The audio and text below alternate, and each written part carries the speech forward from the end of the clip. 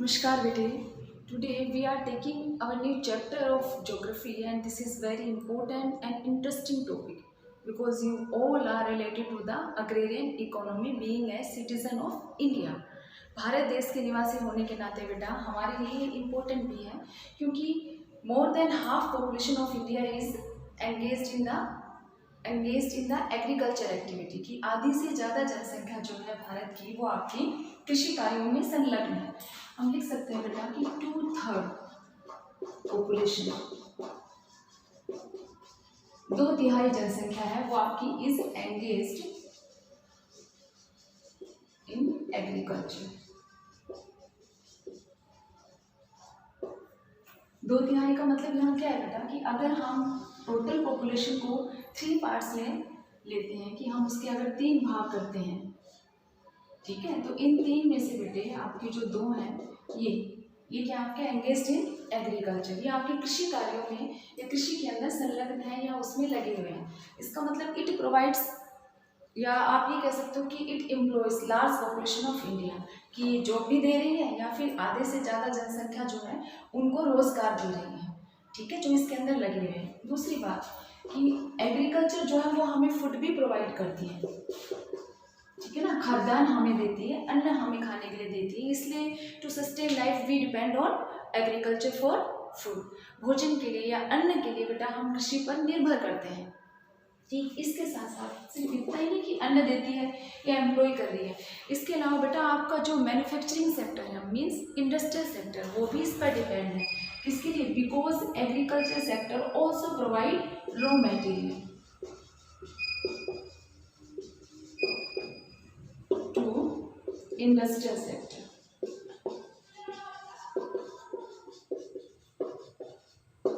औद्योगिक जो क्षेत्र है उसको ये कच्चा माल भी प्रदान करती है। कच्चा माल का मतलब क्या? क्योंकि रॉ मटेरियल अवेलेबल होगा तो इंडस्ट्रियल सेक्टर मैन्युफैक्चरिंग प्रोसेस को आगे बढ़ाएगा। फॉर एग्जांपल हम चीनी लेते हैं तो चीनी कहाँ बनी? आपकी शुगर मिल में, ठीक है, और शुगर मिल जो है बेटा वो आपकी किससे चलेगी? शुगर केन से, गन्ने से, और गन्ना आपको कहाँ से मिलेगा? कृषि से ना, एग्रीकल्चर से। इसलिए हम रॉ मटेरियल के लिए डिपेंड हो गए, मतलब एग्रीकल्चर पर डिपेंड हो गया industrial sector, means you can से शुगर मिल उसके ऊपर डिपेंड हो गई है। चीनी की मिल है वो गन्ने के लिए खेती पर डिपेंड है। ऐसे ही टेक्सटाइल इंडस्ट्री जो वस्त्र निर्माण का कार्य करती हैं वो भी आपके डिपेंड है, क्योंकि उन्हें क्या चाहिए? कॉटन, और बेटा कॉटन आपका कहाँ? एग्रीकल्चर सेक्टर से मिलेगा, इसीलिए इंडस्ट्रियल सेक्टर भी इसके ऊपर डिपेंड करता है। और हम इंडियन इकोनॉमिक सिस्टम को अग्रेरियन इसलिए बोल रहे हैं क्योंकि आधी से ज़्यादा जनसंख्या इसमें लगी हुई है। अब बिफोर स्टार्टिंग आवर चैप्टर बेटा आपको इसमें पहले ये देखना है कि कौन कौन से टॉपिक्स हमें इसमें कवर करने हैं, ठीक है, जो आपके इस बार सिलेबस में है। देखिए फर्स्ट हम लेंगे टाइप्स ऑफ फार्मिंग, खेती के प्रकार, ठीक, विभिन्न प्रकार जो हालांकि विश्व के अंदर भी अलग अलग है, तो हम इंडिया में देखेंगे कि कौन कौन से आपकी कितने टाइप की फार्मिंग होती है, तो हम वो टाइप्स लेंगे। मेन वैसे आपकी बेटा 2 होती है, क्योंकि हम आगे ये डिस्कस करेंगे। आपका सब्सिस्टेंस फार्मिंग होती है और आपकी दूसरी कॉमर्शियल। ये निर्वाह कृषि हिंदी में, और इसको वाणिज्यिक बोलते हैं हिंदी मीडियम स्टूडेंट्स बेटा, और ये वाणिज्यिक, ठीक है। फर्स्ट हो जाएगा आपका topic types of farming. Next हम सेकंड लेंगे बेटे cropping pattern of India. Bharat में शस्य प्रारूप क्या है? क्रॉपिंग पैटर्न मतलब कौन कौन सी फसलें और किस समय लगाते हैं, किस सीजन में हम, मतलब which type of crops are grown in which season, कौन से सीजन में कौन सी क्रॉप लगा रहे हैं। दूसरा उसके साथ हम क्या ये भी देखेंगे कि इंडिया में वो कहाँ कहाँ पर पाई जाती है, मीन्स लगाई जाती हैं, ठीक है। हम थर्ड जो है वो आपका यही लेंगे बेटा डिफरेंट क्रॉप्स या मेजर क्रॉप्स, भारत की जो मुख्य फसलें हैं, ठीक है, और इनका डिस्ट्रीब्यूशन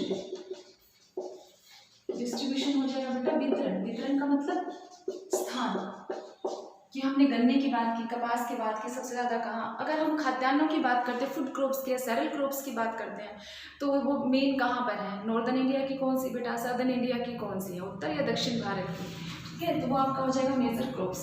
फिर हमारा फोर्थ जो है वो होगा आपका टेक्नोलॉजिकल इंस्टीट्यूशनल रिफॉर्म्स, तकनीकी और संस्थागत सुधार। ठीक, अब जब इतनी यहाँ हम ये कहते हैं लार्ज पॉपुलेशन जो है वो डिपेंड करती है एग्रीकल्चर पर या प्राइमरी एक्टिविटीज़ मान लो, अगर एग्रीकल्चर पर इतनी पॉपुलेशन डिपेंड है बेटा तो इसका मतलब प्रोडक्शन है वो ज़्यादा होना चाहिए। इट मीन्स गवर्नमेंट जो है वो कौन से तरीके, ठीक है ना, या कौन से इनिशिएटिव्स, ठीक है ना, that are taken by the government to increase the production of agriculture या प्रोडक्शन ऑफ क्रॉप्स। खेती में आपकी जो फसलें हैं उनका उत्पादन बढ़ाने के लिए सरकार जो है उसने कौन से तकनीकी या संस्थागत सुधार के लिए किए हैं, किसके लिए, किसानों की मदद के लिए, ठीक है, ताकि जो वो काम कर रहे हैं उसमें प्रोडक्शन है वो ज़्यादा हो, इकोनॉमिक सिस्टम जो है उसमें उनकी जीडीपी भी ज़्यादा हो। तो हम यहाँ पर ये भी देखेंगे कि मदद के लिए क्या करते हैं। नेक्स्ट या फिर you can say last topic जो आपका है वो है globalisation and its impact on agriculture. ठीक है, ग्लोबलाइजेशन वैश्वीकरण, जब हमारे इकोनॉमिक सिस्टम को हम वर्ल्ड के इकोनॉमिक सिस्टम से कनेक्ट कर देते हैं। क्यों? क्योंकि अब आपको पता है ट्रांसपोर्टेशन या कम्युनिकेशन सिस्टम जो है वो इतना ज़बरदस्त हो गया है कि हम कुछ ही समय में देश भी ना कहिए विश्व के किसी भी कोने में जा सकते हैं, ठीक है ना। उनसे हमारा कम्युनिकेशन अब गैप नहीं रहा पहले की तरह, इसलिए हम क्या करते हैं, इंपोर्ट और एक्सपोर्ट भी करते हैं, आयात और निर्यात भी करते हैं। तो उसके लिए क्या, हमारी जो फसलें हैं, ठीक है ना, वो वहाँ भेजना, मतलब जो हमारे पास सरप्लस है, एक्स्ट्रा है, वो वहाँ देना, और जो उनके पास सरप्लस है वो उनसे लेना, ये चलता रहता है आपका। ठीक, तो इसलिए क्या आपकी वर्ल्ड इकोनॉमिक जो है उसमें ग्लोबलाइजेशन हो जाता है, वैश्वीकरण। तो उस वैश्वीकरण से मीन्स हम हमारे प्रोडक्ट जो है उसको सेल करने के लिए या परचेज करते हैं, तो उससे क्या इफेक्ट पड़ता है एग्रीकल्चर पर। अपने इकोनॉमिक सिस्टम को वर्ल्ड इकोनॉमिक सिस्टम के साथ कनेक्ट करने से भी फार्मर्स के ऊपर या उनके एग्रीकल्चर पर क्या इफेक्ट पड़ता है वो हमारा होगा बेटा लास्ट टॉपिक। इसका मतलब आपको कुछ समय के लिए आपको किसान बनना पड़ेगा, ठीक है ना, आपको ये जानना पड़ेगा कि किस समय कौन सी फसलें लगाई जाती हैं, ठीक है, या फिर ये कौन से एरियाज हैं जिनके अंदर आपकी ये मेन क्रॉप है, चाहे वो फूड हो, मतलब सेरल क्रॉप भी हो सकती है या वो आपकी कॉमर्शियल कोई भी हो सकती है, उसकी ग्रोइंग कंडीशंस हैं वो क्या है। इसका मतलब ये नहीं है कि आपको सिर्फ उसको लर्न करना है। दूसरा, आप जिन एरिया के अंदर अब हैं बेटा, इसमें आसपास आप देखते हो कि डिफरेंट जो सीजन है उसमें डिफरेंट क्रॉप्स जो हैं वो आपके खेतों में होती है, तो आप उसको थोड़ा कोशिश करिए याद करने की। जब भी आप स्कूल में आते हैं तो बस में आते हैं तो किस सीज़न के अंदर कौन सी फसल लगी होती है, रटने की ज़रूरत ही नहीं है।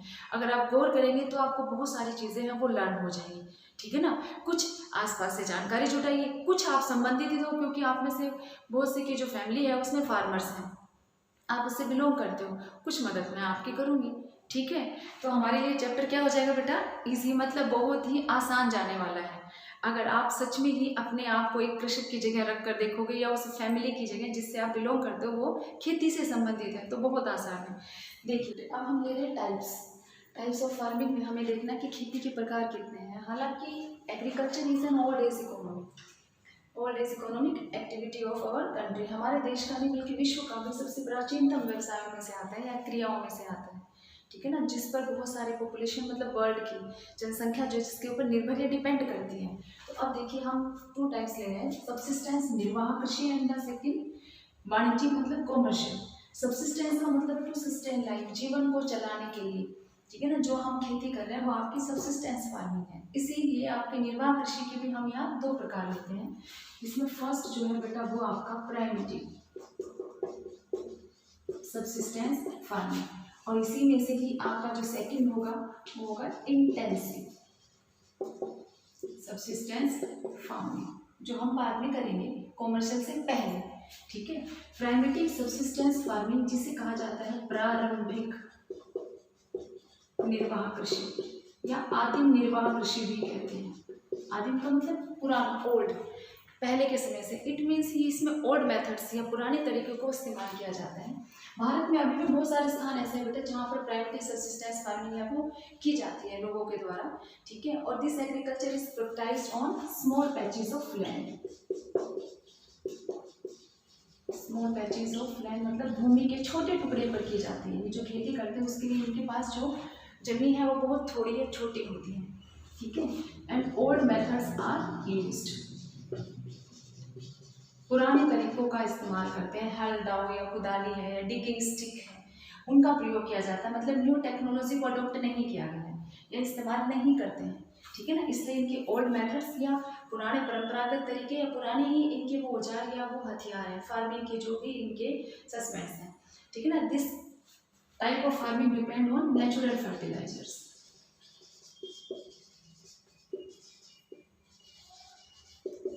प्राकृतिक खाद के ऊपर ही ये निर्भर करते हैं। आप ये भी कह सकते हो कि मॉनसून पर, रेनफॉल के लिए भी, ठीक है, कि बारिश होगी तो उसी बारिश के पानी से ये खेती करते हैं, या फिर किस पर, नेचुरल फर्टिलाइजर उसी का इस्तेमाल करते हैं। हमारी तरह हाई वैरायटी सीड्स या फिर इनको मोर प्रोडक्टिविटी की उम्मीद नहीं होती कि ये ज़्यादा उत्पादन करें। जितना भी उत्पादन करते हैं, जो भी प्रोडक्शन है, ठीक है ना, वो प्रोडक्शन जो है consumed by the family members, परिवार के लोगों द्वारा ही उसका उपभोग कर लिया जाता है, ठीक है। और ऑल द एक्टिविटी है, यूँ कह लो कि जितना भी फार्मिंग का काम है वो उसमें भी सारा इनके जो है वो परिवार के सदस्य ही होते, family members. Work as a labour, मजदूरों की तरह वही कार्य करते हैं, इनके लिए मतलब वही है। तो वो इतना ही उगाते हैं बेटा जिसका वो प्रयोग कर लेते हैं, मतलब उपभोग कर लेते हैं। फैमिली मेम्बर्स ही उसके अंदर काम करते हैं, ठीक है ना। नेचुरल फर्टिलाइजर्स हैं उनका इस्तेमाल करते हैं और मॉनसून पर डिपेंड करते हैं, रेनफॉल पर, मतलब इरिगेशन फैसिलिटीज़ हैं वो बढ़िया इनके पास नहीं है, ठीक है ना। पुराने तरीकों का इस्तेमाल, मतलब पुराने औजारों का यूज़ करते हैं और छोटे टुकड़े पर खेती करते हैं, इसीलिए बेटा इनका जो प्रोडक्शन है वो भी कम होता है। हम लिख सकते हैं आगे,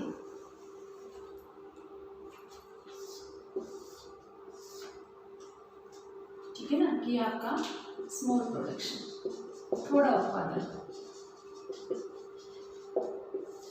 पुराने तरीकों का इस्तेमाल कर लिया इसलिए थोड़ा ही उत्पादन है, उस थोड़े को भी क्या कर रहे हैं, उपभोग कर लेते हैं फैमिली मेम्बर्स। इनका जो तरीका है बेटा, या आप ये कह लो कि इसी टाइप को एक और नाम दिया जाता है slash and burn agriculture. Slash का मतलब है काटना, कर्तन, और बर्न का मतलब हो गया बेटा दहन। इसका मतलब कर्तन और दहन कृषि प्रणाली, ठीक है, जिसमें काटा और जलाया जाता है। ये क्या करते हैं, भूमि के एक टुकड़े को साफ करते हैं, साफ करने के बाद उसमें से जो इम्पोर्टेंट, मतलब जो अच्छी लकड़ियाँ या पेड़ हैं उनको इस्तेमाल कर लेते हैं, और जो छोटी छोटी हैं झाड़ियाँ या घास जो भी हैं उनको ये जला देते हैं।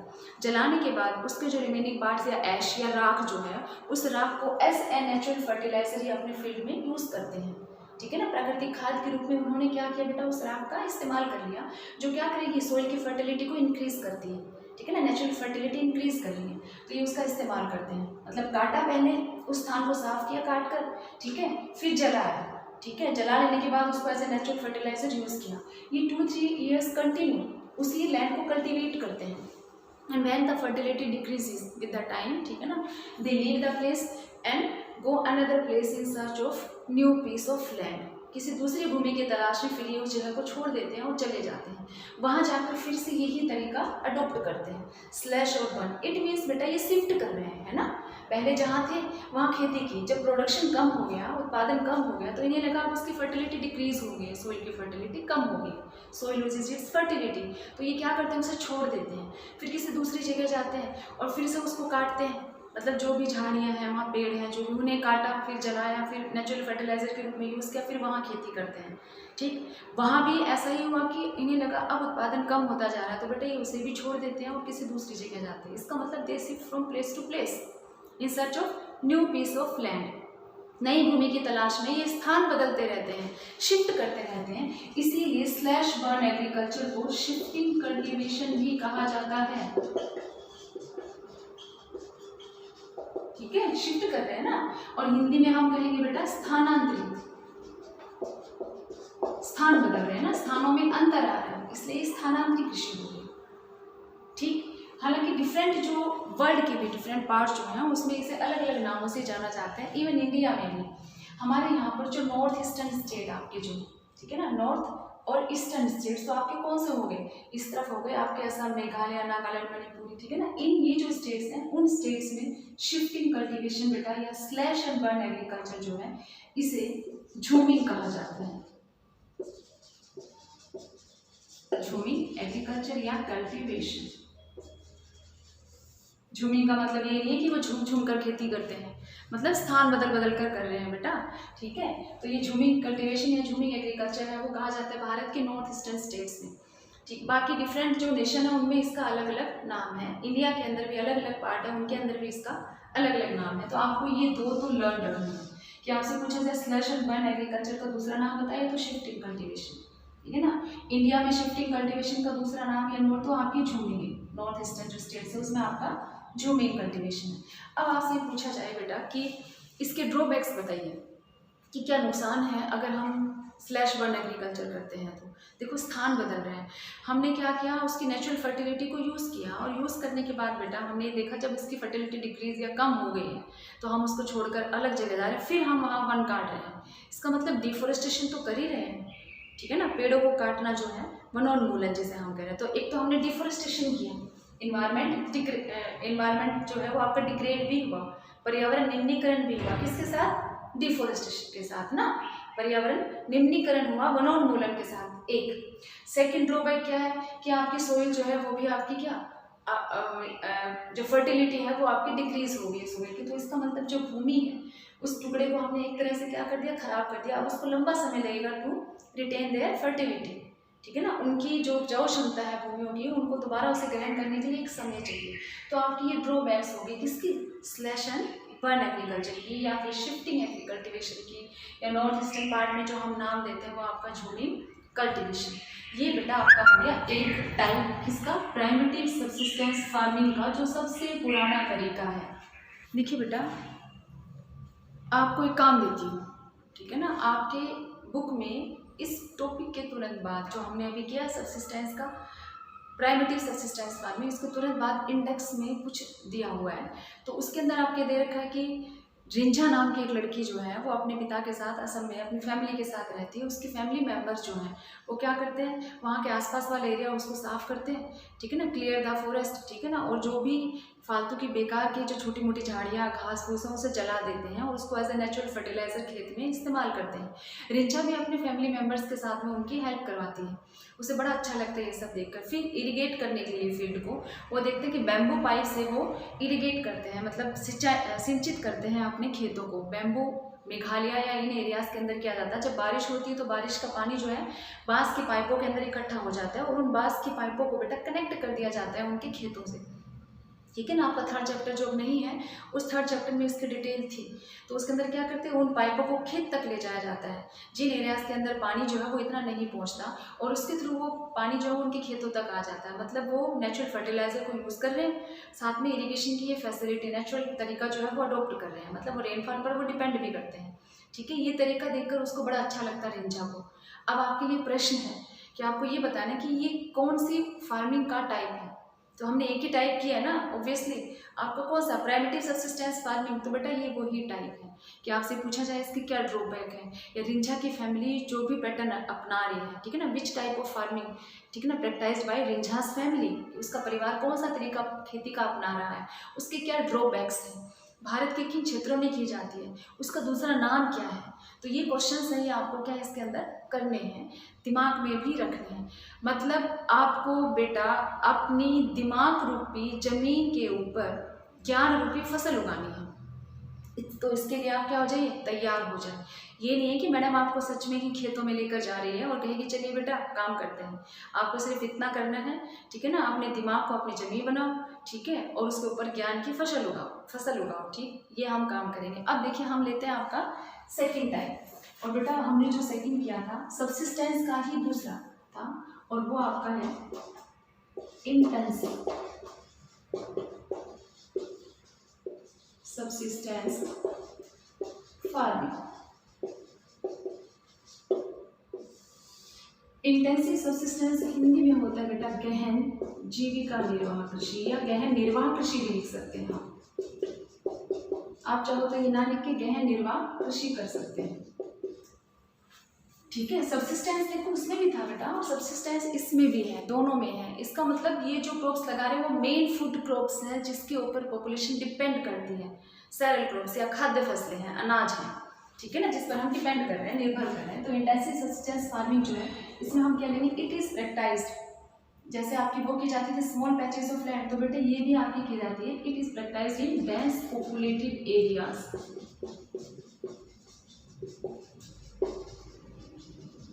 उन क्षेत्रों में की जाती है जहाँ पर सघन जनसंख्या होती है। ये याद रखना है आपको। और अब एक बात ध्यान से सुनिए बेटा मेरी, डेंस पॉपुलेटेड एरिया मैंने कहा है, लार्ज पॉपुलेशन का नहीं कहा। आप अक्सर ये लिख देते हो कि जहाँ ज़्यादा जनसंख्या होती है, हो सकता है जहाँ ज़्यादा जनसंख्या हुआ एरिया भी बड़ा हो, तो वो उसके लिए मैटर नहीं करता। हम डेंस तब कहते हैं बेटा लिमिटेड एरिया के अंदर और लार्ज पॉपुलेशन उसमें रहती है, वो आपका डेंस या सघन कहलाता है। ध्यान दीजिएगा मेरी बात पर, लिमिटेड एरिया है बेटा और उसमें पॉपुलेशन बहुत ज़्यादा। देखिए जैसे सपोज करिए 2 एरिया हैं आपके पास, है ना, ठीक है, इसके अंदर 500 है, इसके अंदर लोग हैं वो 500 रहते हैं और इसके अंदर आपके लोग हैं वो 300 रहते हैं। एक हम बड़ा भी ले रहे हैं, ठीक है, और इस बड़े के अंदर आपके 800, इनके बराबर हो गया, इसमें 800, तो 800 मैटर नहीं करता क्योंकि एरिया भी तो बड़ा है।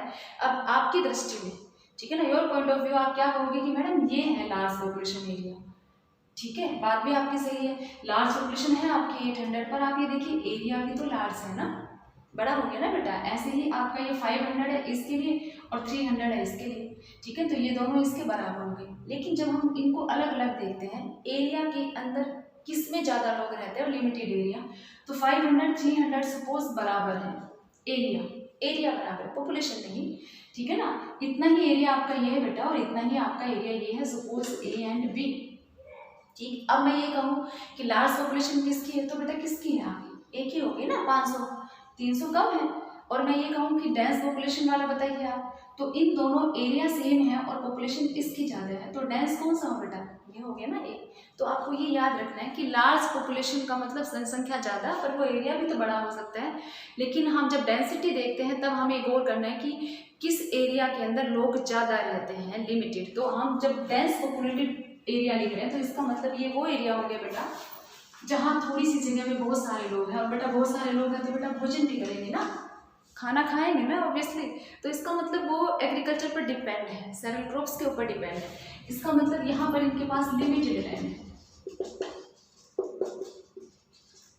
जनसंख्या ज़्यादा है और लिमिटेड लैंड है, तो इसका मतलब यहाँ पर क्या है, प्रेशर ऑन लैंड, भूमि पर जनसंख्या का दबाव है। प्रेशर किसका, पॉपुलेशन का, कि वो इतनी सारी पॉपुलेशन उस थोड़ी सी जगह के ऊपर डिपेंड कर रही है, ठीक है ना, कि उससे जो भी उपज होगी उसको वो आहार के रूप में या कंज्यूम करेंगे। तो इसलिए यहाँ पर क्या है, भूमि के ऊपर दबाव है, उन्हें उस छोटी सी या उस लिमिटेड लैंड से ही बेटा प्रोडक्शन को लार्ज करना है।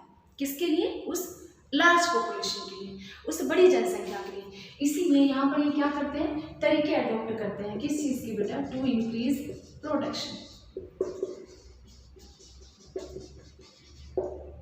ठीक है, उत्पादन को बढ़ाने के लिए। तो उसके लिए मॉडर्न टेक्निक्स को भी इस्तेमाल करते हैं, इरिगेशन फैसिलिटीज़ लगा ली, HYV सीड्स लगा लो, इन सब का भी इस्तेमाल कर रहे हैं। जैसे कि हम पंजाब या हरियाणा की बात करें, ठीक है ना, गेहूं की या आपके चावल की या फिर आपके बाजरे की, इनकी उपज बढ़ाने के लिए मेन सेरेल क्रॉप्स हमारी होगी बेटा गेहूँ, तो उसके लिए, तो इसलिए प्रोडक्शन को इन्हें इंक्रीज करना है, ठीक है। फैमिली मेम्बर्स हैं वो ऐसे लेबर काम करते हैं, परंतु इसके साथ में बेटा श्रमिकों की आवश्यकता भी होती है। फैमिली मेंबर्स हैं पर लेबर्स भी, इसलिए इसे लेबर इंटेंसिव फार्मिंग भी कहा जाता है, ठीक है ना। लेबर इंटेंसिव फार्मिंग मतलब जिसमें गहन श्रमिकों की आवश्यकता होती है, मतलब बहुत ज़्यादा काम करना है आपको, किसके लिए, इतनी सारी जनसंख्या आपके ऊपर डिपेंड करती है, इसलिए आपको उनके लिए प्रोडक्शन को इंक्रीज करना है। इसका मतलब बेटा आपको मेहनत बहुत करनी है, ठीक है, आपको मेहनत करनी है, मतलब आप किसान हैं कुछ समय के लिए। तो देखिए फैमिली मेंबर्स भी इस्तेमाल करते हैं, एज ए लेबर काम करते हैं बेटा, उनके साथ साथ लेबर इंटेंसिव मतलब हम लेबर्स जो हैं उनको अरेंज भी कर सकते हैं। तो लेते हैं बेटा आपकी इनहेरिटेंस, मतलब आप ये कह सकते हो कि उत्तराधिकार जिसे हम कहते हैं, right of inheritance, right of inheritance, विरासत में जो जमीन मिलती है ना, तो उसके कारण भी आपकी ये लैंड जो है इसके बहुत छोटे टुकड़े बसते हैं, स्मॉल पार्ट्स ऑफ लैंड। कैसे, जैसे कि एक किसान के 2 बेटे हैं ना, तो उसने वो जमीन जो है वो दोनों में बांट दी। सपोज करिए कि एक किसान के 2 बेटे हैं, तो एक को ये दे दिए और दूसरे को ये दे दिए, है ना।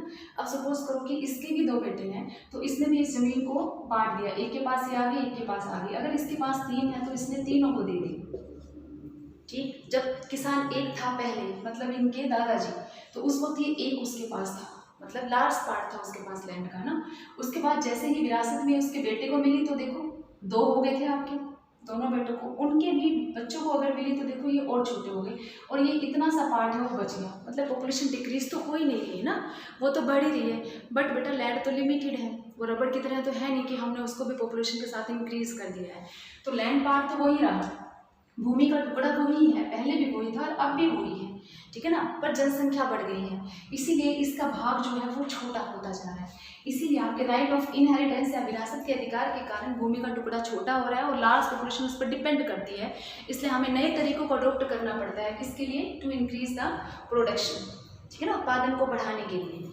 अब देखिए हम ये देख रहे थे कि बेटे ये कहाँ की जाती है, तो वर्ल्ड के अंदर ये आपके जो भी साउथ ईस्ट एशिया या मानसून एशिया वाले जो रीजन है उनके अंदर आपकी ये खेती है वो की जाती है। ये लार्ज पॉपुलेशन वाले एरियाज भी हैं और इनकी जो मेन एक्टिविटी है वो आपका फार्मिंग ही है, इसलिए एग्रीकल्चर के ऊपर डिपेंड करते हैं। तो ये आपका कौन सा हो गया? सेकेंड। अब एक चीज़ कॉमन देखो आप कि सब्सिस्टेंस दोनों में है, तो ये याद रखना है बेटा, उसके अंदर भी आपके सेरेल क्रॉप्स मेन थी, इसके अंदर भी आपके फूड क्रॉप्स या सेरेल क्रॉप्स हैं वो मेन है। उसमें सिर्फ फैमिली मेंबर्स ही उसके ऊपर डिपेंड थे, ठीक है ना, all the production is consumed by the family member. इसके अंदर हम ये नहीं कहेंगे कि प्रोडक्शन को फैमिली मेंबर से यूज़ कर लेते हैं, आपने इतना प्रोडक्शन किया है तो भाई पेटू नहीं है हम, ठीक है ना। इसका मतलब सब्सिस्टेंस का मतलब यहाँ पर क्या है कि लार्ज पॉपुलेशन उस सराउंडिंग एरिया की उस प्रोडक्शन पर डिपेंड करती है।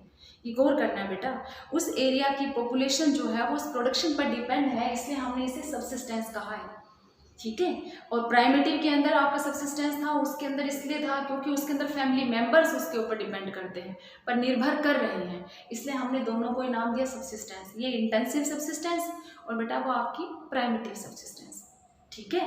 उम्मीद करती हूँ समझ में आ गया होगा, ठीक। अब नेक्स्ट लेक्चर में मिलते हैं बेटा।